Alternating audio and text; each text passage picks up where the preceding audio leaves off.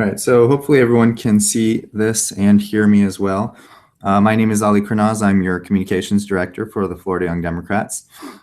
Today we'll be going over our voter registration initiative, which is called Operation GOTMFV. We'll go over what that means and what we're planning on doing. Additionally, we will also be going over some of these steps that you need to take while you're registering somebody to vote. We'll go through the form together, and we'll also mention some of the best practices that you can deploy while you're out there in the field. After that, we'll be going over the laws and some of the penalties that are involved when it comes to voter registration. And then finally, liability and structure agreements, which pertain mostly to liability for Florida Young Democrats and your chapter and organization. So moving forward, what is Operation GOTMFV? If you don't know what GOTV stands for, GOTV normally stands for Get Out the Vote. If you've been doing voter registration for a while, you'll know colloquially sometimes people will say GOTMFV as Get Out the Mother Effing Vote, and so we decided to make that our campaign name for this initiative. Our goal is to register as many young Democrats throughout the state, and we want to be able to be a resource to your chapter or to your organization, enabling you to go out and do these things under the Florida Young Democrats umbrella, and in turn will provide you with the organizational structure that you need in order to collect these forms and report back, make sure nothing gets lost, and it just means that we get to work together, and at the end of the day, there will be a lot less liability in terms of working together and just having everything in one place actually ends up helping us all. So quick housekeeping items. The rules of voter registration may vary in your area. The one thing that that we've noticed is that county supervisor elections may have slight little differences in rules, especially when it comes to some flexibility with some flexibility that they give you when you're turning in forms, and some other things. We'll go over that later. We won't, unfortunately, have enough time to cover every single statute involving voter registration, but we will talk about the most important ones. Just so that you know, completion of this webinar, it won't give you automatic access to our third-party voter registration organization number. And the reason for that is because we still need your organization or chapter to sign the liability and structure agreements. And that can be provided to you just after this webinar. Please go ahead and email me at the email address on the last screen that we'll have on here. So if you've done voter registration before, this may seem very familiar to you. What you're looking at right now is the latest iteration of the Florida voter registration form. We're going to look at this a little bit closer in just a second, but over time there have been changes. I believe that this one is probably the most user-friendly out of them all, and we'll go over a little bit why. But first things first, we're going to divide this up into little sections so that we can see it. And the first section, obviously, on top of this form, it talks about the requirements for one who needs to register. You have to be a U.S. citizen. You have to be a Florida resident. You got to be 18 years old. And if you're pre-registering, you need to be 16 or 17. Pre-registration means that you can register ahead of time, and then on the day that you turn 18, then you can vote. So I'm going to go over all of this. And this is stuff that you should know as someone who is either out there in the field registering voters, or if you plan on taking this back to your group and teaching some of your fellow volunteers or members about doing voter registration. This top section, it is on every single voter registration form. In addition to some of the requirements about who can register to vote, it also talks about some of the criminal penalties as well for reporting falsified information. It talks about the identification requirements that you need in order to vote and to register to vote. If you have any spare time, I encourage you to check out a voter registration form and read this for yourself. Right now, we're just going to move ahead and go on to the middle section of the voter registration form. And first things first, and if I can, let me put out my little laser pointer thing here. So when somebody's filling out this form, the first thing you actually have to do is you guide them through this entire process, but you yourself cannot actually touch this form.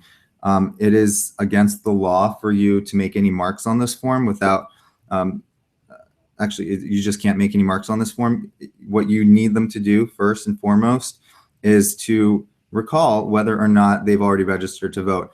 And one of the best ways to do this actually is, instead of asking passerbys or folks at an event, hey, are you registered to vote? Typically what we've seen work has been, hey there, are you registered to vote at your current address? And that kind of lights a light bulb in their head, and they think about when was the last time that they registered to vote. And oftentimes you'll find people like young people or college-age people move a lot, so they may not be registered in their most recent address. So that being said, the first line on this form is not actually line number 1. It is the one right above it, where it asks you if it's a new registration or a record update, or if it's a request to replace a voter information card. New registration means you're registering for the first time. It could also mean that your voter registration somehow does not show up in the system. In that case, you choose new registration. Otherwise, if you want to change your address or update your party affiliation, for example, if you want to vote in this upcoming presidential primary, you need to be registered as a Democrat or as a Republican by February 16th. And this is the same exact form that you use in order to do that. Last one is called request to replace voter information card. Now, I don't really know why or when you would actually need a voter information card in Florida, other than the basic information it provides you about your precinct and such. But in Florida, just so you know, the only thing you actually need in order to vote is a driver's license, a state-issued driver's license, or a state-issued ID. You can also use any number of different approved IDs, which again are at the top of the form on the previous page that we looked at. It actually lists some kinds of IDs that you can use. And one that I like to talk about that isn't really well known, especially amongst young people and college students, is that you can use your student ID, given that it is a Florida college and it has a photo on it and a signature. And furthermore, if for some reason that your student ID or your any other one of those approved IDs don't have both your photo and signature on it, it's okay. You can actually combine 2 forms of IDs to make that happen. So say that your credit card, which is actually an approved form of ID, has your photo on it. You can combine that with, say, your student ID, which may have your signature on it. All right, so moving on to number 1. Are you a citizen of the United States of America? They have to check yes, because you can only vote if you're a citizen of the United States. If they check no, or if they are inclined to check no, it's your responsibility at that point to ask them to stop filling out this form and just thank them for their time. Again, that also goes for number 2. You have to have them affirm that they're not a convicted felon, and if so, that their rights have been restored. They have to check that box. Number 3, I affirm that I have not been adjudicated mentally or incapacitated with respect to voting. And if so, my rights have been restored. Same thing, has to be checked off. Number 4, date of birth. It makes it a lot easier now than it used to be on previous forms to fill out this section. It's month, day, year. Next, number 5. They have to have some form of identification number with them, whether it is their Florida driver's license number or their Florida state-issued ID. This can also be a Florida permit. And if they don't have it on them, they can just skip to the right and put the last 4 digits of their social security number. Now, I have had cases where the person filling out this form didn't have either of those. Typically, I would ask them to probably, either call their parents, find out what their last 4 digits of their social security number is. If they can, go back to their car and get their driver's license. But I know that sometimes the supervisor of elections in your area can be pretty lenient. This is one of those cases I was talking about earlier, where if they actually don't have either and they end up checking off, I have none of these numbers, the supervisor won't penalize the organization for turning in this form. Instead, they will just give that person a phone call and try to get that information from them at another time. Number 6, last name, then first name, then middle name. If they have a suffix, they can add that too. Number 7, address where you live. So this one sometimes can throw people off, especially people who are college age, might be just in town living there just to go to school. Address where you live, in layman's terms, is pretty much where you go to sleep at night. That's what you want to be able to explain to people. The address where you live isn't necessarily your address back home. We want people to register to vote where they live and participate in the place where they're spending a majority of their time. This is especially because it makes it really hard for organizations like ours to turn out the vote later on if they are registered back home and they haven't necessarily requested an absentee ballot by the time the elections come around. There are a lot of nuances when it comes to this, so it's best that they put their current address. Now, it gets a little bit tricky here. Sometimes they put country instead of county. Make sure that's true. That's correct. When somebody's filling out this form as a record update, this same line 7, is where they put their new address. Okay, so you might have noticed we now switched to number 8, which is a white number. Up until now, we were looking from 1 through 7. The black ones, those are mandatory. And now that we get to 8, these are the optional ones. So mailing address, not necessary. It's only typically when somebody wants their mail to go to like a P.O. box or some other address, maybe their parents' address or their address back home. That's okay. You can put that there. Number 9 is address where you were last registered to vote. This is, again, for the record update. If they don't remember it, it's still okay. They don't have to fill out the whole fill out all of number 9. But if they do remember it, it's best that they do put it here because the supervisor of elections can go ahead and find their old record and update it. And then further down, instead of county, it says state. Another thing not to mix up. Number 10, former name. This is for people who have changed their names or recently got married and had to change their name. Gender, male or female, pretty straightforward. They can leave it blank if they'd like. State or country of birth. This is state as in country, so they're not really looking for Florida or Ohio. They want to see United States or Germany or etc. France. Telephone number. Now, it is ironic to me that this is the only field on here that has the word optional right next to it because it's probably one of the most important pieces that could be on here. Telephone number, we always urge folks to put down their number because if for some reason there is a mistake on this form, they might have forgotten to put something down, and we missed it too when we were looking it over, we can always call them back and tell them to meet up with us and fill it out so that we can turn it in complete. Additionally, it's also good for the supervisor of elections, who can also call them back if there's something, again, if there's something wrong or if they can't read their handwriting. This is definitely the most convenient way to reach them. Number 11 is a new line. This wasn't on previous forms. You may notice the question. It asks the person filling out this form if they would like to receive a sample ballot in the form of an email. If they want to do that, all they have to do is just check this box and then write out their email address over here. It does mean that they will not receive, essentially by checking this box, it means that they won't receive the sample ballot in physical form anymore. They'll just start receiving it in the email instead of in their physical inbox.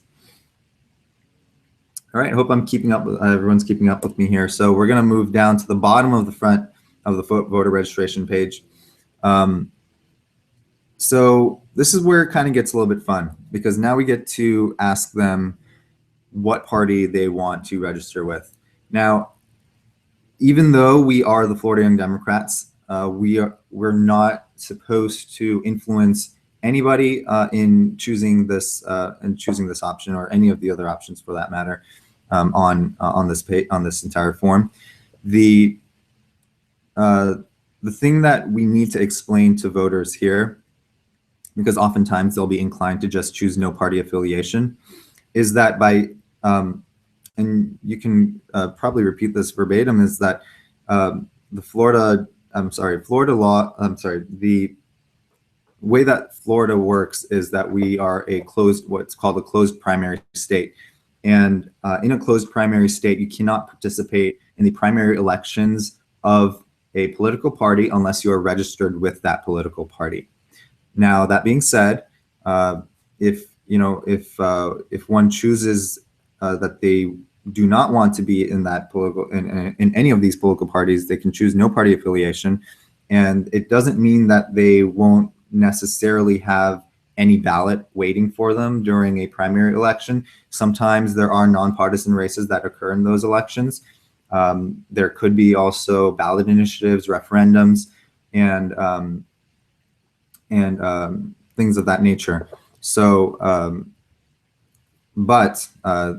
so that's really their choice. If they want to vote in this upcoming presidential primary, which is on March 15th in Florida, they have to be registered with the Florida Democratic Party or the Republican Party by February 16th. And that's really all there is to it. Now, the other thing is the fourth option on here is minor party. If they want to be listed as a minor party, whether it's Green Party, Libertarian Party, or anything else, they just have to check this box and write it out. If they want to be independent, let them know that there is such thing as the independent party. If that's what they're if that's what they're intending to do, that's what they should write here. But if they're talking about being an independent, as in no party affiliation, no party affiliation is the one that they want to check and not accidentally be listed as part of the independent party. All right, I hope I've answered everything regarding the party affiliation. Moving on, race and ethnicity. Again, this is optional and they can put whatever they want. I urge you not to try to guide someone into picking one of these options, because looks are definitely deceiving and we don't want to stereotype or generalize. And again, we're not supposed to influence anybody in deciding anything on this form either. There are additional options that are listed by supervisor of election. Like it varies by supervisor of election, that may not necessarily be reflected on this form. For example, here in Orange County, where I'm from, if you select other and you actually write out Middle Eastern, it's actually one of the official options under their in their view. So if you if somebody wants to write out something, that's totally fine as well.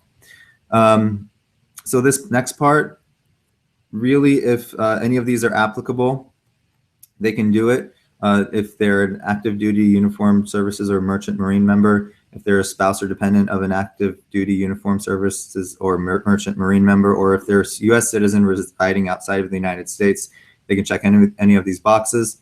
If they need help with voting, anybody with a disability, they can check this box, and they'll likely have somebody at the polls who can help them out when they're voting. And the last one is, I'm interested in being a poll worker. Very few people are actually selected to be poll workers, and if they check this box, they'll be added to that pool of people that could be called upon, and typically it is a paid position. So yeah, so afterwards, last but not least for them, this is where they officially sign this form and they date it. And by signing it and dating it, they essentially they take this oath right here, which says, I do solemnly swear or affirm that I will protect and defend the Constitution of the United States and the Constitution of the State of Florida, that I am qualified to register as an elector under the Constitution and laws of the State of Florida, and that all information provided in this application is true. So what they do here, they sign it, urge them to make it a clean signature, because this is the signature that the state will use when comparing your signature, whether it comes to the, if you're in the polls and you have to sign before leaving the polls, that's what they're going to compare. Also, when you submit a absentee ballot and you sign the seal of that ballot, this is the signature that they will compare it to. And finally, the date. And they should put the date that they're signing it on, include the year, because if they forget, ask them to make sure that they have the year 2016 on there, because if they don't, we're not allowed to go in there and write out 16. Just like I said, it's part of the rules. All right, so that's it for them, right? But once they're done, it's our responsibility to flip this form over, go to the back, and this is the bottom of the page here. And what we're going to do actually is time and date stamp this form. And this is not just for internal purposes, but what we do is you write the date, and let's just put a fake date here. And the time of completion, you're going to look at your watch and put whatever time it was. And that's that. This essentially allows you to, as an organization or as individuals, to look back at each form one by one and see when exactly they were completed. I will go over in a second why. It allows you to turn them in on a timely manner. In addition, it gives the state a way of looking back and checking to make sure that the forms were turned in on time, and that this form has undergone the appropriate review that the organization promises that they will commit to once it's complete. So that's where that goes. Now I'm going to point right now to this other side over here. Typically, and on this form, it's not showing it because it's just a generic form, but this is either on this side or on this side is where you'll typically see the third-party voter registration organization number. And we urge you really not to give away any of these forms, even blank ones, because when that registration number is on there, it still means that the organization is liable for that form. So if any mistakes are turned, if there are any mistakes with the form that's turned in, we still are held liable because that number is on there. So if anybody has a spouse or a family member or a friend who wants to register to vote, and they walk up to you and say, hey, could I borrow one and take it home? Unfortunately, you do have to tell them no. You can always ask them to come back out. You can you can give them information about where to get a form. You can always go to your public library. You can go to your supervisor of elections office, and you can go to the state website and print one out and mail it in or drop it off yourself. But we can't handle any of these forms. All right. So This is another reason why we have to time and date stamp it, because in the state of Florida, a couple years ago, you might remember a bill that passed called HB 1355. This legislation enacted really tough rules for groups that wanted to go out and register their fellow Floridians to vote. And some of these rules also enacted really tough deadlines for turning in these forms. And though some were relaxed, they're still pretty difficult. And one of these rules are that you must turn in these forms no more than 10 days from the date of collection. And the penalty for this, it goes directly to the group that is listed as the group responsible for these forms. So with our third-party voter registration form, that would be the Florida Young Democrats, which is why in just a moment we're going to go over some liability procedures because we cannot be held liable for every single form that's out there. So that being said, applications not received until more than 10 days from date of completion or collection is $50 per application. If you do this on purpose, and we'd be starting to get into some felonies here. If you willfully do not turn in a form, and let's look down here where it talks about collected before book closing for any given election for federal or state office, but received after book closing deadline. What that means is that if you collect a form, say February 15th, you do have 10 days to turn it in, but by turning it in like 2 days later, you've just pretty much taken away the right of this person to vote in the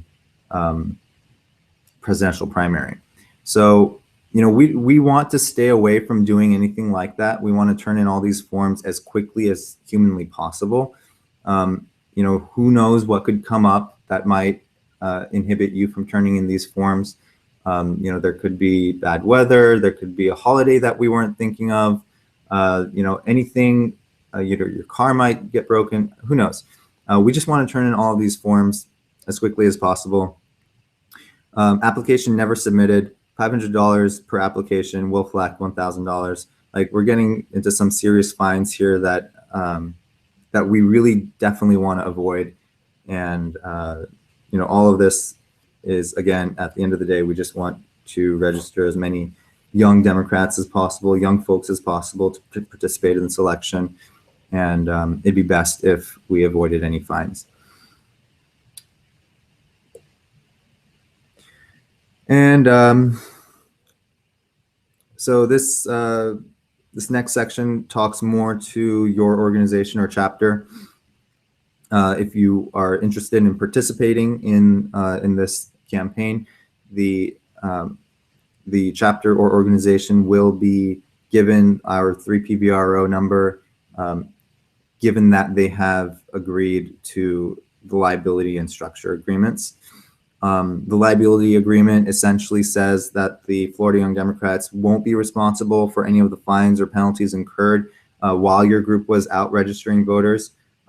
It's so that, if one of your volunteers or one of your members made an error, it's really your group's responsibility to own up to that and deal with it really in your own way. However you all decide to deal with it, it means that if you want to split it amongst the volunteers, or if you want your club to pay for that penalty or fee, or if you just want the individual who made that mistake to do it, then that's really up to you. But at the end of the day, we can't be held liable for it. I wish we could, but unfortunately, our finances won't allow for that. And then we have the structure agreement, which pretty much it designates an agent from your organization or chapter that will be responsible for the timely delivery of voter registration forms, and also for the delivery of properly completed forms. We need to make sure that there's one person at least responsible for making sure that these forms get turned in and they get turned in on time, and that they are not missing any fields, that they are free of error, and that we're minimizing any possibility of incurring any penalties by the state. Additionally, the structure agreement will also create a reporting system where you can keep track of all of your forms, and you'd essentially be able to keep on top of all the forms that are out there in circulation. How many forms did we hand out to our volunteers today? How many did we get back? How many are completed? How many are blank? How many are invalid or incomplete? So this way we're not losing track of any. They're not getting out of hand. The last thing we want is for forms to be forgotten, perhaps in somebody's trunk, or some volunteer took out a bunch of forms and never really came back, and now we don't know what happened to them. So this is definitely why we want to have these agreements, is just for responsibility and for minimizing all of the risk for all of us. I know that was a little bit long to go over this form, but if you do have any questions, I'm going to minimize this right now. Right, so if you have any questions, please go ahead and email us at communications@electfyd.com. I know that I wasn't able to go into everything right now. Hopefully we'll have another webinar, but if this was useful to you, you can always go back and watch this video over again. There are obviously a lot of different strategies that different people will employ in their respective areas, and oftentimes one size does not fit all. So if you have any strategies or tips that you wish to share, you can communicate that to me as well, and we'll create a really great a guide for the chapters to use when they're doing voter registration, and hopefully we'll come out of this with many new young registered voters, and we will increase voter turnout for this crucial election year. So again, if you have anything you want to send me, just email communications@fyd.com. And I hope you have a great day. Hope you've enjoyed this. It's a wonderful day out, so go have fun.